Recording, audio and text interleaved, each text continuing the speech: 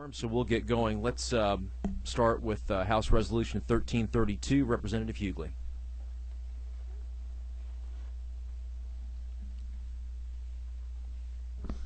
Thank you, Mr. Chairman, and ladies and gentlemen of the committee. I really appreciate you all taking a look at this resolution. It's a simple proposition, and it simply asks that we come up with a study committee so that we can design a standard for how we are to go about compensating those who've been wrongfully convicted in our state.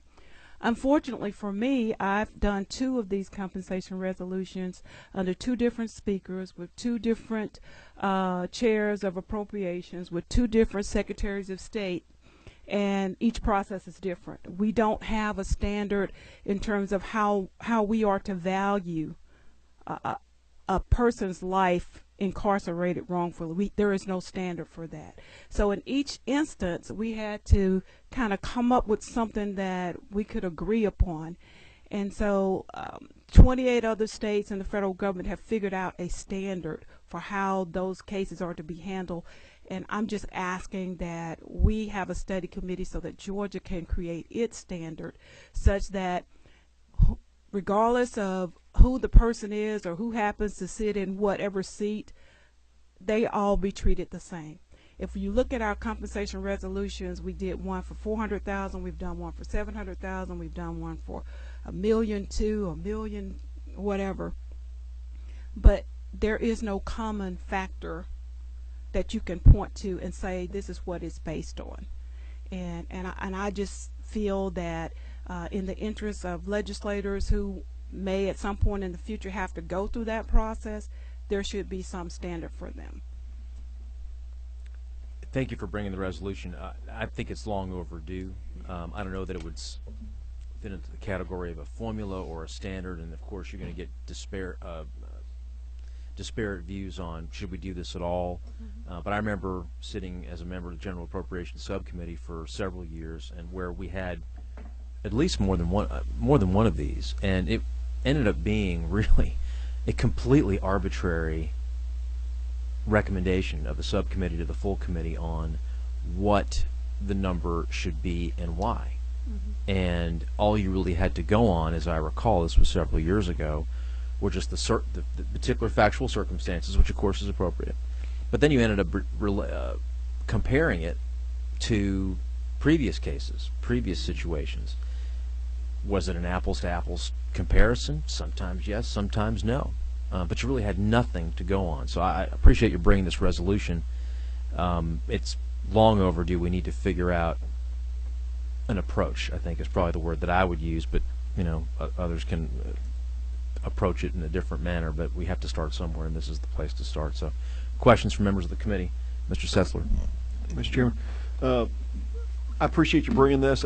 We've had conversations before about what Chairman Golick said, this arbitrary nature. I've spoken in the well against these as hard as it is, because I wrestle with, do you have to commit a big, or do you have to be accused and convicted of a big ugly crime and spend a lot of time in prison and get a big payout, or is it are there not people who are convicted perhaps wrongly of smaller crimes that get nothing? I mean, is it a? I will tell you, and I think the minority leader and I had this conversation last year. I do think there's a line I would suggest that you consider. I don't know that I'm going to be assigned to this study committee. I'd be happy to serve, but when you look at ineffective assistance of counsel, where the state has a constitutional duty to provide an indigent person counsel, and it's found that the conviction is secured with that as the cause, I think that's a very different place to be than folks who've had their day in court. The system has done its thing. No human system's ever perfect, but I do. Last time I actually supported these resolutions for the first time because it was one that the root was ineffective assistance of counsel, where the state does have a duty. I do really have concerns about circumstances where, the process plays itself out, and but before a jury of 12, the prosecution demonstrates to the jurors beyond a reasonable doubt that the person is guilty and they're convicted and then subsequent evidence is provided, I don't know that there's a duty for the state to compensate people, as regrettable as it is. But I do think there's a way forward in areas where the state does have a duty, that I'm hopeful this will kind of flush some of that out. I appreciate you bringing it. Thank you. Any further questions for the author? Seeing none, is there anyone who would like to be heard on House Resolution 1332? Ms. Michaels. Thank you. Sandra Michaels for the Georgia Association of Professors and the Georgia Innocence Project. We fully support this resolution. I've been working at Capitol for over 20-something years, maybe 25, and have the privilege of representing innocent people that have been exonerated. And I know that through the years there's been great debate at the Capitol about how they should be recompensed for their lost years, usually in the decades, sometimes over 3 decades. So we are in great support of this bill. Thank you. Anyone else would like to be heard on House Resolution 1332? Seeing none, what's the pleasure of the committee? I'm sorry, was there a question? Thank you, Representative Hughley. Just for point of interest, thank you, Mr. Chairman. How many Georgia citizens or folks in Georgia has this happened to that we've uncovered or realized that they were sentenced and had to serve and they were innocent of the crime? I have a list that I'll be happy to send you, and what the compensation was. I can find it for you. If you give me a second, I can find it for you. I have it here. It's not that many people. We're not talking about a lot of people, but when we have to do it, the problem is you start all over and there's no standard, and it's whatever. If the appropriations chair say, let me just do it this way. On the resolution that we last did, our appropriations chair and I got together and we negotiated what we thought would be the formula that we would use, because he didn't have anything to go on, I didn't have anything to go on, and I don't know if it was right, I don't know if it was wrong. I'm not an attorney, and most of our members are not, and so it just puts everybody in a very difficult spot in terms of trying to figure out what's the right thing to do. Because when we make the decision that someone should be qualified, the main thing is, are we doing the right thing? Are we treating that person fairly? And in the absence of that, it's very difficult. I can't find it right now, but off the top of my head, there's about 4 that I remember. We've done 2 within the last 5 years, and then there was maybe 3 prior to then that the Innocence Project worked on. But there's not a lot of people that this applies to, and when we have to use it, it's several years in between, and without any standard to go on, you're always will be reinventing the wheel, and that is what I find to be problematic as a legislator who had to walk through the outline of the process that we have. And of course, the Secretary of State and I have talked about this, and he agrees that we need more definitive process for what we should do. But I will send it to you, the list. There have been, this is my 8th term, this is, you can count the number of circumstances since I've been here on one hand. We actually had one circumstance when I was on General Appropriations Subcommittee where there was a recommendation that came from the committee that I believe was arbitrary at the time. The subcommittee voted to amend it to raise the amount, and I think it was a 7-figure amount. I recall the circumstances being extraordinary, but that was an arbitrary. It really depended on. It was an eye of the beholder determination. It really depended on who was in the room. That's the truth, and that's probably not the right approach. No regrets on that particular vote in that particular situation, but there's got to be a better way, and this is the first step. So, what's the pleasure of the committee? Mr. Atwood moves due pass of House Resolution 1332, LC 344107, second by Mr. Setzler. Are there any amendments? Any discussion? All in favor of the gentleman's motion signify by saying aye. Opposed? The ayes have it. The motion is adopted. Thank you, Susan. Thank you, members of the committee. Chairman Mullis, Senate Bill 382, welcome.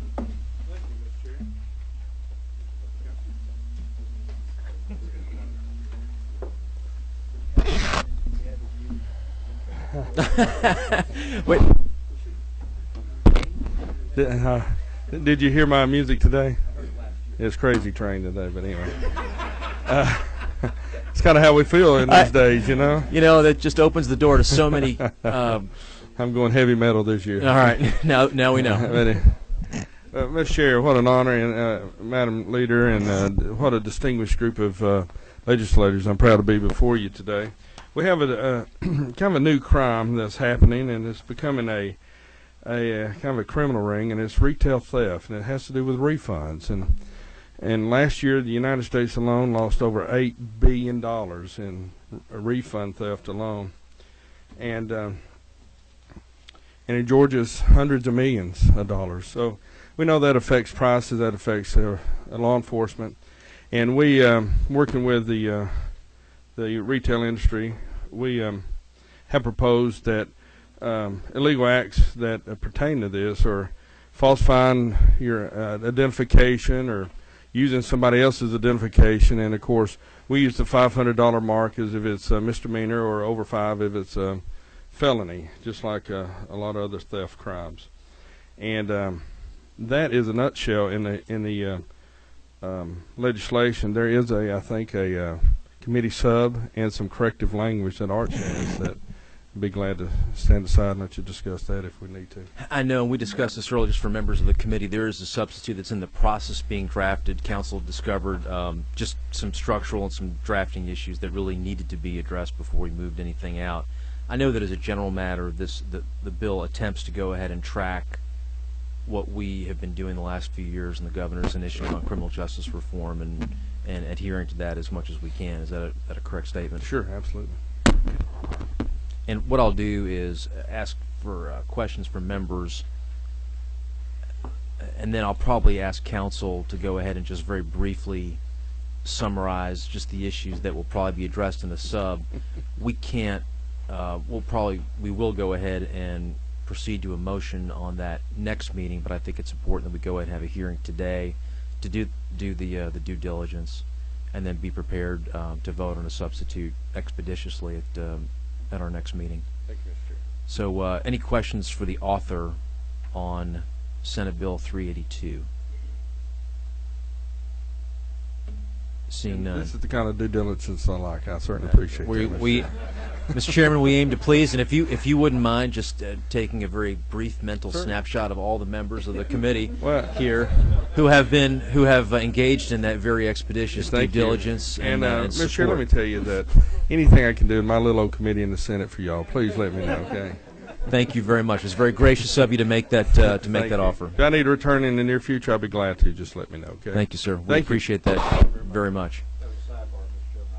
That's right. I apologize. The distinguished gentleman from the Golden Coast will be taking care of me. With that in mind, and Senator Mullis, you're excused. I know you've got another bill to go ahead and attend to. I'm going to ask Mr. Atwood if he would like. I think it would be appropriate as the House shepherd on 382 to go over some provisions. I know you have the other bill. That's right. Not, even though I'm the gatekeeper, Mr. Atwood now has the key to the gate. So well, that makes him very popular then.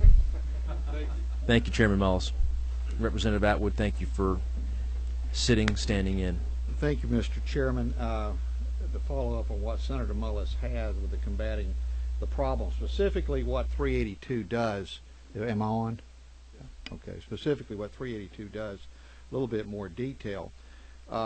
It also adds, in addition to, it adds a couple of three provisions. It lays out making a criminal offense to use a false or fictitious name or address for the purpose of obtaining or attempting to obtain a refund. What they will often do is they'll send in, I've actually worked this years ago, but they will send in a person to do the shoplifting and then use another person to actually return the thing and get the money back.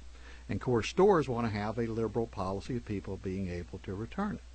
But they're returning items that are actually stolen. Well, what happens is eventually they'll catch on to it, and then they'll go to a phony ID, and they'll use the phony ID. So this captures the phony ID portion of it, and it also captures making it a crime. The National Retail Federation, they estimate there's about $8.76 billion from this particular kind of theft alone. that they're using. The penalties in the bill, they're consistent with the penalties passed through the governor's criminal justice reform bill a few years ago. A person who violates the provisions would be guilty of retail theft in the first degree. If the value of the property is $500 or less, it would be a misdemeanor. If it's more than $500, it would be a felony. We have also added a change in the committee substitute that you'll be seeing. In the state law today, a retailer who catches someone shoplifting already has, in law, the ability to civilly pursue that individual for 2 times the cost of the stolen items, or up to $150, whichever is less. And what we're simply doing here is we're updating that provision to amounts that I think reflect the ever-growing cost of catching thieves. It costs money to catch them, and these are private people that primarily do it in the loss prevention in the stores. And what we're looking at is we're raising it from $150 to $350, from double the amount to treble damages, to triple the amount, whichever is less. Other states, and I've checked on several places around Georgia, Connecticut has $300, South Carolina has 3 times the value, up to $500, and Louisiana's $500, Wisconsin's $300, and there are some others too that follow this. So I think we're remaining consistent in what we're trying to do, but we do want to be able to compensate the folks for some of their losses and being able to catch these folks, because all of us end up paying for it. It's passed on to us what shoplifters do, and we haven't really raised we raised the amount, the threshold level, from 300 to 500 a couple of years ago, and making it a misdemeanor, so this is even more prevalent to help combat that. So that's what I know about it. Be over for Any questions for Mr. Atwood? Mr. Setzler. Thank you, Mr. Chairman. This provision on sentence or monitor house arrest for a period of 120 days. Which line are you on? I'm sorry, I'm on lines 33 and 34. Okay, gotcha. And this may be a question for Ms. Travis as much as anything else. Do we see that written in the code as such? I mean, I know that's sometimes that kind of thing. Isn't it sort of a term of probation sometimes? But do we write in the code house arrest? Is that something we typically do?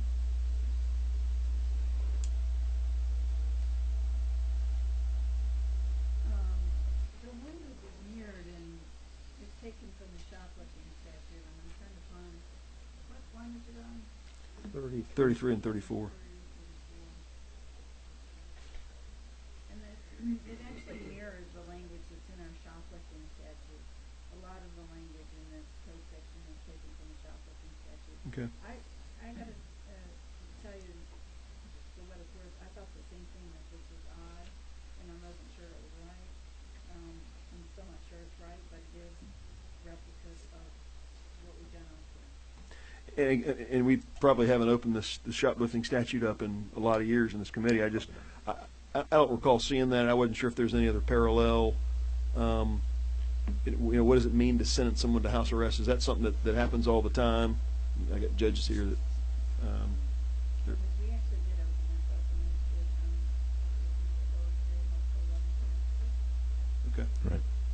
That was mostly to update the felony thresholds, although we did on the monetary amount for theft crimes, although we did on I guess we termed it organized retail theft at the time. it's within this code section. Right. Shoplifting, it's not in here, but it's 18.14 Yeah, we did have that threshold to be somewhat lower as a recognition that these organized retail theft rings, for lack of a better term, we're going to get a little more special attention. Yeah, kind of reflective of the lines 46 through 54 of this So I guess it would be something more restrictive than probation, which the terms of which could say you can go to work and go here and there. It could be looser. I guess this is tightening it up just maybe one notch. That not probated, but house arrest is sort of the most loose option that would be available. I'm just trying to follow the policy. I think that's how I read it. I never heard of house arrest in the in the civilian environment. I did hear it in the military under house arrest. I don't know if it's a term of art. I don't actually know. I have to go back and look through the code to be able to tell you. So, Mr. Chairman. Thank you. Any other questions for Mr. Atwood? Seeing none, Ms. Travis, would it Thank you, Mr. be Chairman. useful to go through some of the areas that the committee would see changes in the substitute? And just by way of information, what we'll do is we'll definitely send out the substitute at least 24 hours in advance prior to the next meeting on the bill so that people can know, what the changes are in plenty of time, at least 24 hours. I don't know if it would be useful to go ahead and go through that exercise now, or to simply send out the sub and then maybe go over the change, probably, and to go over the changes at the next meeting on a section, relating the two versions. Because I know we had communicated about, I'm thinking maybe do the latter in order to keep it as less confusing as possible. But there will be ample opportunity for review of that substitute, and the changes will not be earth-shattering, but they will go out ahead of time, and then we'll have questions before proceeding to a motion. Let me also recognize Judge Arch McGarity, who's here. Thank you, Judge, for being here. We appreciate you being a resource to the committee and to the General Assembly as well. With that, let's hear from whoever's who's come here today to be heard. Mr. Luis, is it Ninan? Ninan. Not even close, sorry, from the Home Depot. How are you? Good afternoon, Mr. Chairman and Committee. Please come forward. There's a seatbelt on the chair. Thank you, sir.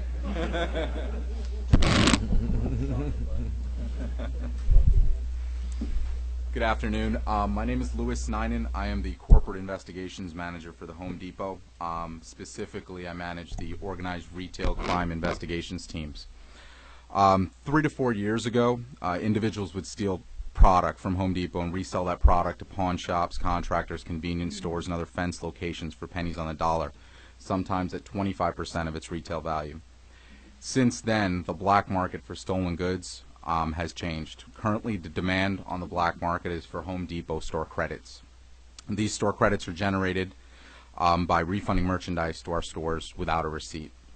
The individuals stealing merchandise are now being offered 60 to 70% of the store credit's face value in cash by fencing locations. In the state of Georgia in 2013, Home Depot processed over $60 million in non-receipted returns that generated these store credits. This number has made Georgia the 6th highest state in the United States for non-receipted return rate.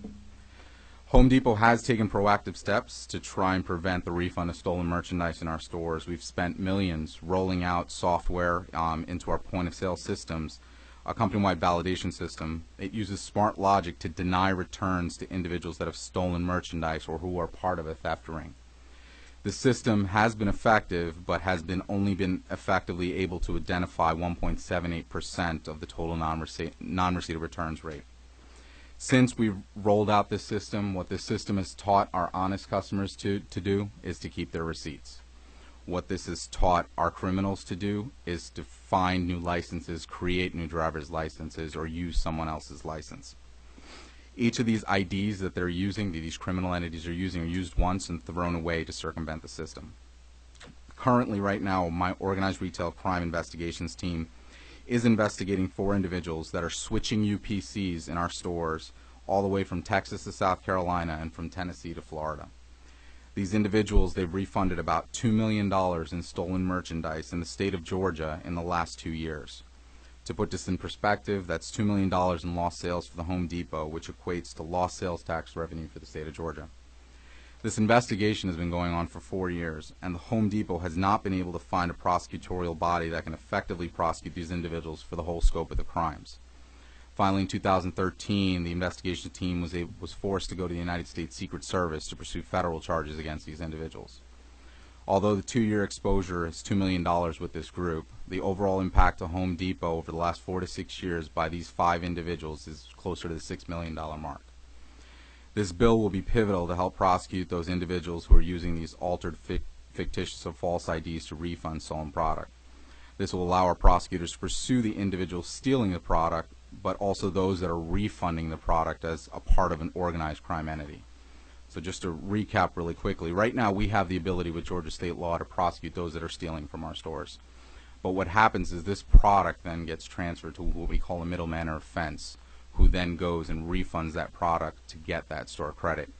Technically, there is no law that prosecutes that middleman or individual who's using a fraudulent, stolen, or fake ID to refund that product. That's part of this larger organized crime entity, and that's what we're looking to pass with this bill. Thank you. You mentioned the UPC. Of course, the switching of the UPC scan sticker, for lack of a better term, that actually can be prosecuted now. We have provisions, and that's, of course, that's a separate provision and a separate, I guess, a separate piece of conduct is what you. Correct. Okay. And then we're focusing really more on the false ID aspect. Correct. Of the exchange. Those are the individuals making most of the money. You've got your lower level individuals that are just doing what we call boost or thefts or UPC switches. Those individuals taking that product to these individuals that are making the refunds or selling those store credits for that 60 to 70% of what their face value is, and that's who's making money off of the product or off of the theft. Mm-hmm. Questions from Mr. Ninen? Mr. Pack. A quick question for you. If you saying that the people who are in the middleman, that there's no provision in state law to charge them, isn't it a lot of times when you've identified the groups like you testified to, don't they usually charge a conspiracy to get them all?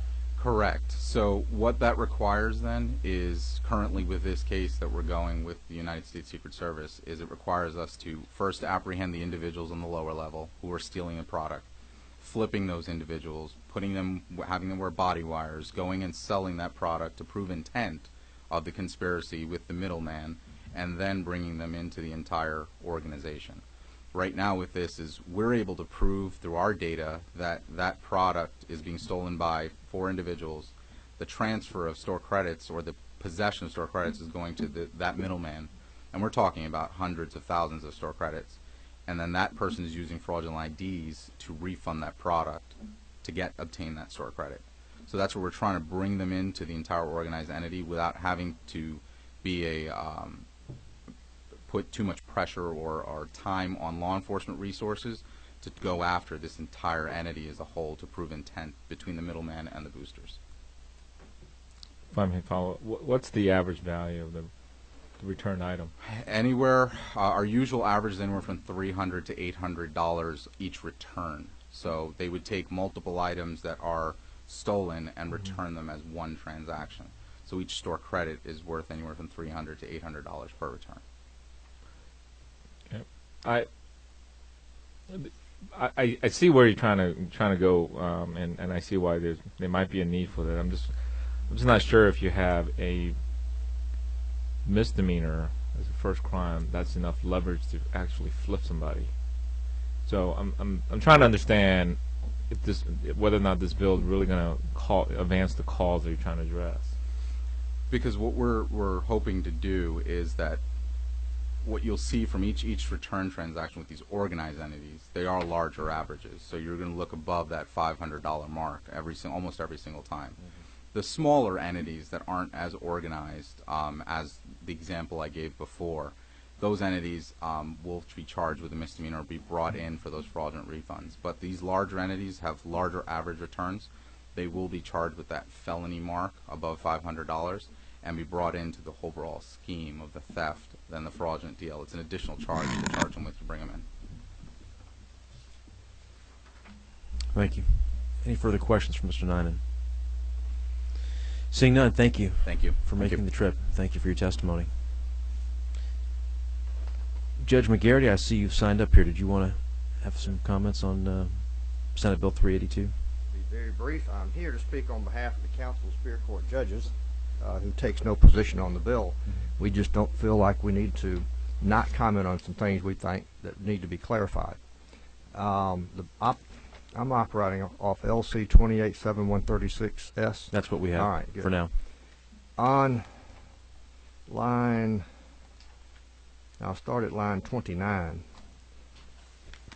and it basically provides for the punishment after a third offense, regardless of whether the first or second were felonies or misdemeanor or any combination, and provides for sentencing by a municipal court judge of any city of this state to a probation boot camp, that's a state-paid facility, a probation detention center, a diversion center, which is operated by the probation department, and the detention center is also, or other community correctional facility of the Department of Corrections for a period of 120 days. No municipality that I'm aware of in this state has that authority at present under any other, because it doesn't say whether this is a misdemeanor or felony. And I point out that the fourth event down on line 40 does say the defendant commits a felony on the fourth event. So it's our assumption that that's a misdemeanor, that you're now giving them the authority to sentence people into a state facility. We suggest the inclusion of language on line 29 after defined by this code section, the defendant commits a felony and in addition to or in lieu of any fine. The punishment can be the same, it just would not be capable of being handed down by a municipality. And that's something you need to look at, because we got all focused on the last part of section dealing with jurisdiction, but they already have jurisdiction over misdemeanors and shoplifting, so they ought to have jurisdiction over these. But when it becomes a felony, they don't have jurisdiction, and if you're going to give a felony type sentence, it ought to come through a felony court, is the way we think. But that's for y'all's decision. I cannot say whether this was addressed at the Senate level. I was not there. I've been assigned to do this week. So, and I do know what house arrest means. And I do know what house arrest means. Nothing unless you've got somebody to monitor it. Point well taken. Mr. Setzler. Mr. Chairman, I did want to follow up with that.